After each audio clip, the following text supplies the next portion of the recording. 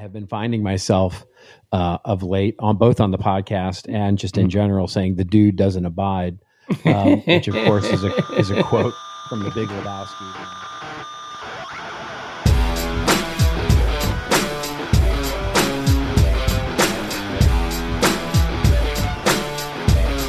Hello and welcome to the Rose and Rockstar from the Rockstar CMO effing Marketing Podcast and the Marketing Podcast Network. I'm your host Ian Truscott. I'm not a rockstar, but I am a CMO.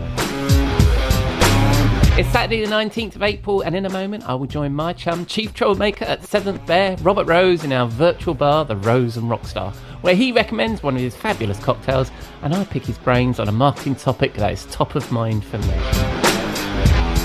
This week, over the dude's favourite cocktail, we discuss how AI is impacting search, inspired by a Bloomberg article that suggested that content creators are feeling betrayed by Google.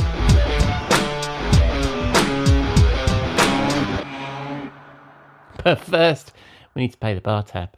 I'll be back in a moment. We'll be right back. We'll be right back. Raise the rudder! Raise the sails! Raise the sails! Captain, an unidentified ship is approaching. Over. Roger. Wait, is that an enterprise sales solution? Reach sales professionals, not professional sailors. With LinkedIn ads, you can target the right people by industry, job title, and more to reach the professionals who are more likely to find your ad relevant. Plus, with 1 billion members on LinkedIn, that means you'll have access to 130 million decision makers and 10 million C-level executives. That's a lot of millions of the right people. Get started today and see how you can reach the right buyers with LinkedIn's enhanced targeting tools. We'll even give you a $100 credit on your next campaign. Go to linkedin.com/MPN to claim your credit. That's linkedin.com/MPN. linkedin.com/MPN. Terms and conditions apply.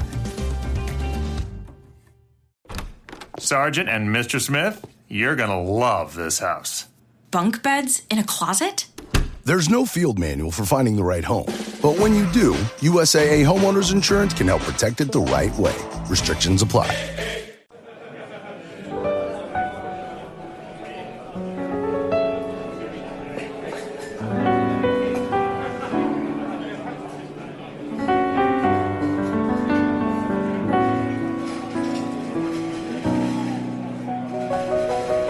Hello, my friend. Welcome to the bar. Thank you very much, mate. How are you doing? I'm doing really well. It's other than the obvious bullshit that we're dealing here with in the United States, which just tends to never end, it seems. I'm personally doing very well. I think it's interesting because it's like, you on your podcast, This Old Marketing, and various podcasts that both of us listen to. If you don't release your podcast that very moment, you've got no idea what's going on in the world when it goes out in 2 days' time. It's crazy. It changes. It changes by the hour. Yeah. Yeah. So when we put this out, God knows, you might have 1,000% tariffs against the whole world, or you may have none. Who knows? It very much. I did a post last week, which was the famous scene, just because it reminded me so much of it, the famous scene from Breakfast Club, right, where Bender's getting detention and more detention and more, and it's like Vernon is going, you want one more? And he's like, eat my shorts. And it's like, okay, 125% tariffs. And he's like, no, and it's like, you want more? It's like, sure, bring it on. It's like 140% tariffs. And then he's like, and then then the last panel I had, are you done? and then the EU chimes in. It's like, yeah, that makes 7, including when you asked if Barry Manilow raided his closet. It's like, I saw that. That made me laugh. That's Trump in China these days, for sure. Fantastic. Well, we need to take our mind off this. And what do you suggest?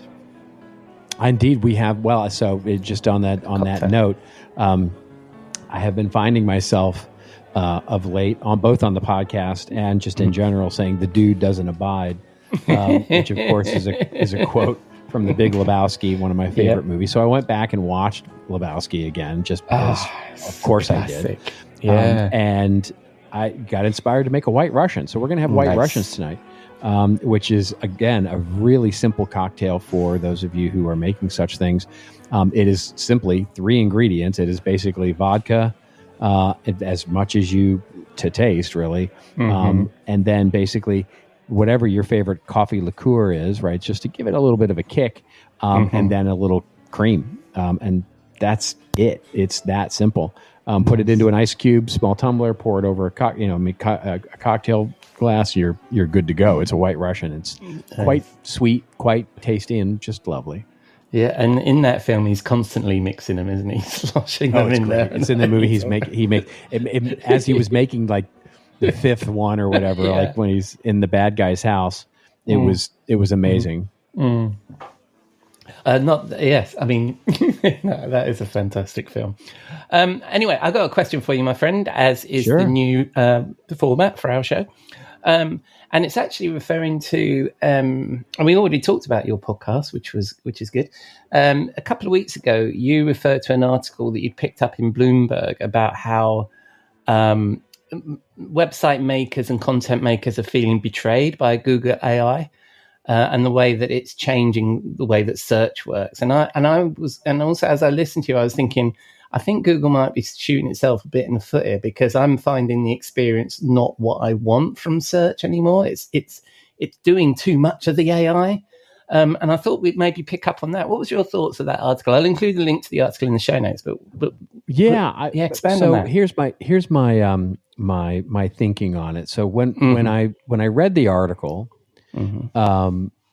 It was interesting because my first take on the sort of tone of the article, and they do a sort of a cold open by making it very personal with a personal content creator and telling her story and doing all of the things. And my experience for that is that this is kind of old news, right? That content creators, website owners, brands of all kinds have seen this for the last 2 years, right? Which is a declining nature of search traffic coming to their website. But in so many ways, it isn't because of AI, but it is because of that search is fundamentally broken, right? And by broken, it means that there's an AI influence here, which is that Google is increasingly giving more screen real estate to AI for sure. And then it's also giving more screen real estate to paid ads for sure. Yeah. So it can be an entire, the entire front page, you're where it used to be 3 ads and the 4th link on a page was the first organic search result. That can be now 13 or 14 on any page, right? Yeah. And so if you were ranking even on the first page 2 years ago, 3 years ago, well, now you're halfway down or even all the way down on the second page. And as my good friend Arnie Keene used to say, the best place to hide a dead body is on page 2 of Google search results, right? Just, nobody ever goes there. And so now, so that's really the sort of, I think it's a bit of a misnomer to blame that on AI at the moment. However, having said that, both things can be true. What I mean by that is that Google can actually be screwing up the experience for AI as well as screwing up the experience for search as it tries to fumble its way into this new business model, whatever it's going to be. And what I really notice is that the AI search results that I'm getting on Google, like when I search for something, can sometimes be okay, but they can also be really wrong. And that's especially true if you're looking for very specific things and research about specific things, because what it does in so many ways is it infers. And meaning what it does is that it takes 2 or 3 source results, infers an answer, and then gives you a paraphrased answer, which may be the answer you're looking for. In other words, it may be an answer to your question or query or whatever it is you're searching for, and perhaps is satisfying, but then any of the 3 results don't actually say the answer. Yeah. So the question becomes, how do you source it, right? Who are you sourcing? Because one of the answers might come from something very trustworthy, like a New York Times or something, some sort of journal or some sort of research company or whatever. And then the two other answers may come from Bobby's blog, right? Yeah. And you're like, okay, if the answer is derived from Bobby's blog plus the trusted, well, who's weighted more, right? And so you end up having to do more work because you end up clicking both to see. You never find the exact quote you're looking for, or the exact number you're looking for, because of course it's inferred. And then you go, okay, well, I can't source that. I can't. Yeah. And so then you don't trust the result. And then so it's a very frustrating or can be a very frustrating experience. You know what I mean? Well, yeah. Well, and also a point you made a couple of weeks ago here in this very bar about the fact that you need to know a little bit about the subject matter before stepping into AI. And my fear with some of this stuff is that people who don't know any better will just take it as read and say, well, it was the top search result, and cut and paste that out and stick it in their report or whatever, or in their blog post, or share it with their family. It's already happening. Yeah, exactly. It's already happening. I mean, Chris Penn wrote about this on LinkedIn. Yes. It was a really good post. He was talking about how in so many of the presentations he saw at Social Media Marketing World, people had literally just copied it, quote unquote, copied and pasted the top result out of search and used that as a source in their research report, which is, and in some of the cases, it was just demonstrably wrong. It was just, and so you have to be able to not only understand whether something is good enough and high quality enough, but in many ways you have to figure out what's accurate. He was using one example where he was like, basically asking Google search with AI to do math, which it's not terribly good at. And it completely miscalculated how you would do a formula. I mean, the next thing you know, we'll be figuring out tariffs based on ChatGPT results, which is a thing. Oh my God, it's actually a thing. One of the other things, I think, just to go back a little bit to what you were saying about the Google search experience right now is, yes, now we've got this big block of potentially bullshit at the top of the screen, which is the Gen AI stuff. Then you've got the paid stuff, as you say. But also, I'm assuming you're familiar with, Rand Fishkin's work on this stuff, and because everybody's quoting it as well, is the number of clicks now that are coming from Google search just to organic, regular Joe websites is a tiny percent of traffic now, isn't it? It's a tiny percent right now. Now. But it's growing. It's probably, so what you'll see are headlines that say it's the fastest growing, and that's probably true because of course everything else isn't growing, right? So in comparison, if you look at growth numbers, it's pretty, those again, misleading results a little bit. Something growing from 0.025% of all searches to 0.725 or something like that. Well, it's a 300% growth. So if you put that on a bar chart versus a Google search, et cetera, it's like it looks intimidating. But it's remembering that Google searches are still 99.999% of all searches. It's like, okay, in context, it's something to be thinking about, but in something to be overtly concerned about is a little premature.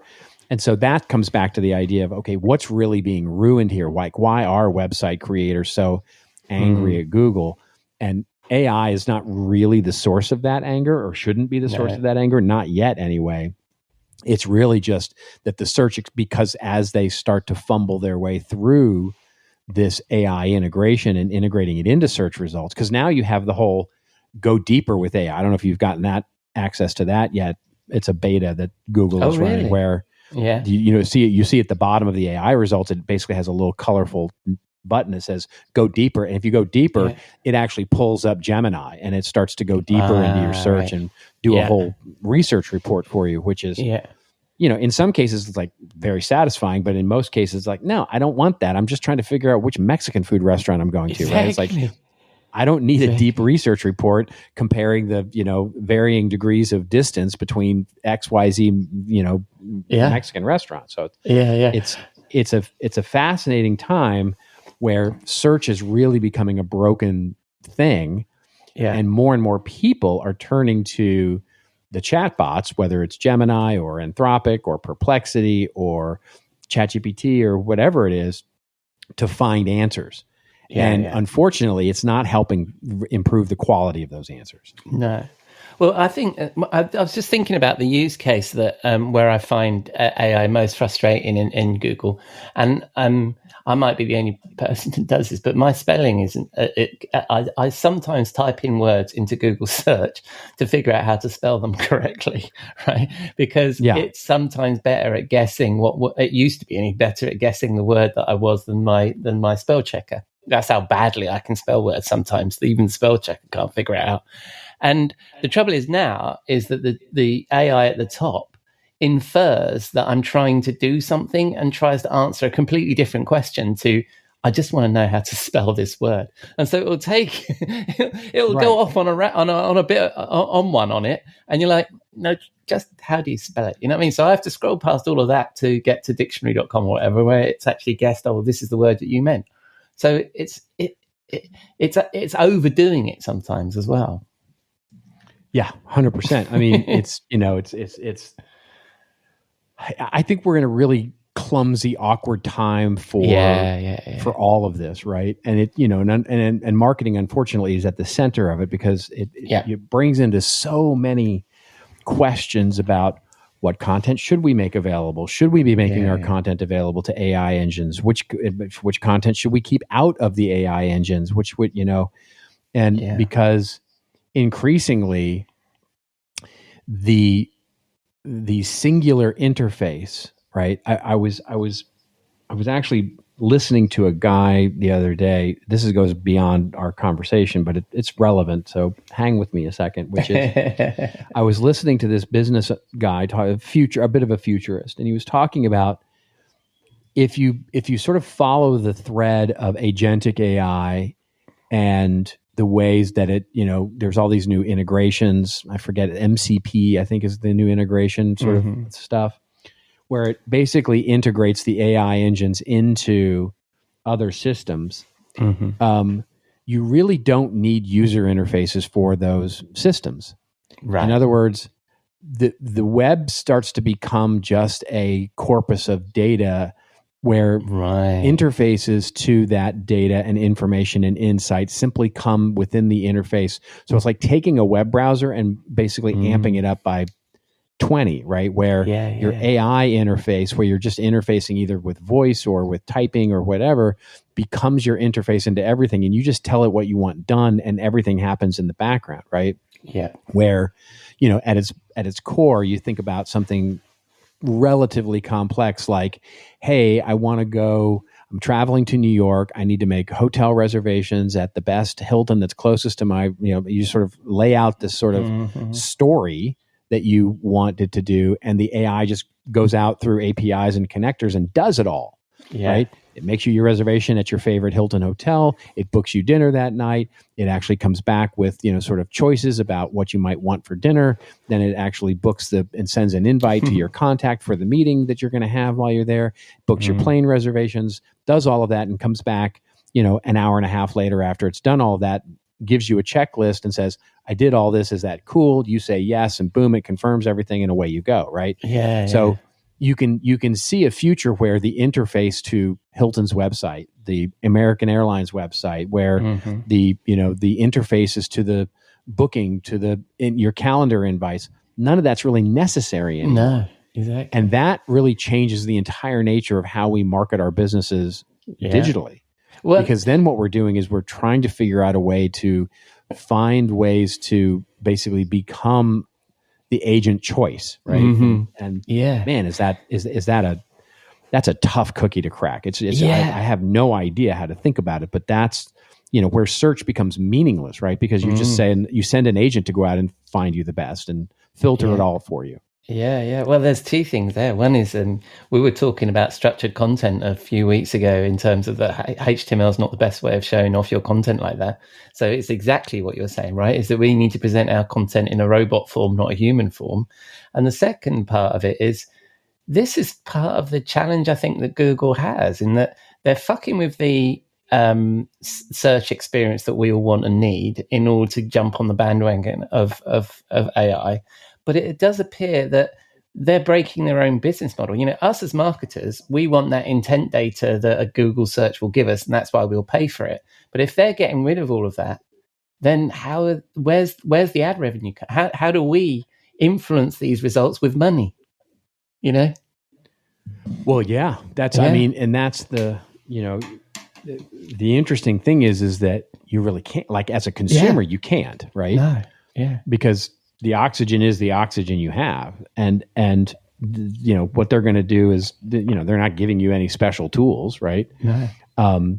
Other than making it easier to stay within their walled garden. And as a marketer, it becomes really crazy about where you put your spend and your money because, and in fact, it actually works. So, I mean, and you can see this working for Google, right? Which is their answer to you would be, oh, you just need to make sure you're spending enough money that you're you're at the number one on the search result, no matter what it is, whether it's an AI result or whether it's and of course they won't explicitly say that, but of course that's explicitly what they mean, right? They say, they want you to spend the most money with them to become the, intermediary between you and the thing that you want.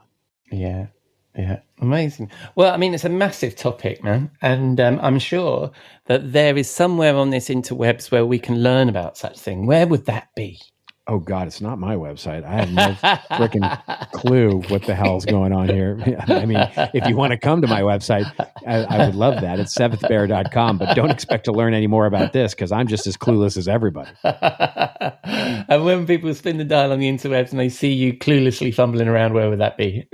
We can get together on LinkedIn is the best place, although I am enjoying Blue Sky for my snarky tariff sides of things as well. Yes, we all love that. And most importantly for me, mate, are you going to be in the bar next week? Of course I will. I look forward to it, my friend. I'll see you there. Cheers. Cheers.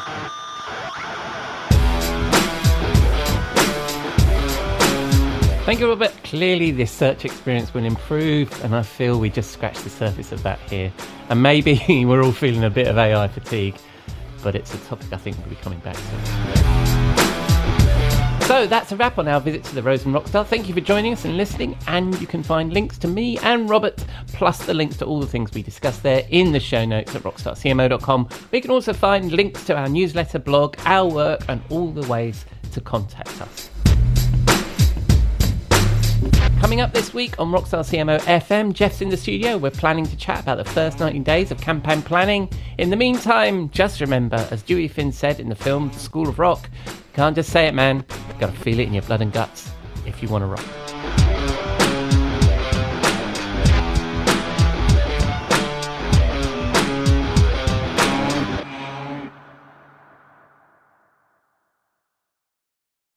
You may know you're listening to this show along the Marketing Podcast Network, but did you know there are other great shows on MPN to help your business? Robbie Samuels hosts the On the Schmooze podcast. Robbie, tell listeners what to expect from the show. Since 2015, I've interviewed entrepreneurs who overcame challenges to achieve success in their field or industry. Tune in to On the Schmooze to listen as I ask deep questions to elicit untold stories about leadership and networking. And where can people subscribe? Find the show at ontheschmooze.com or on marketingpodcast.net, or just search for it wherever you get your podcasts. You heard them. Go subscribe. This podcast is heard along the Marketing Podcast Network. For more great marketing podcasts, visit marketingpodcasts.net.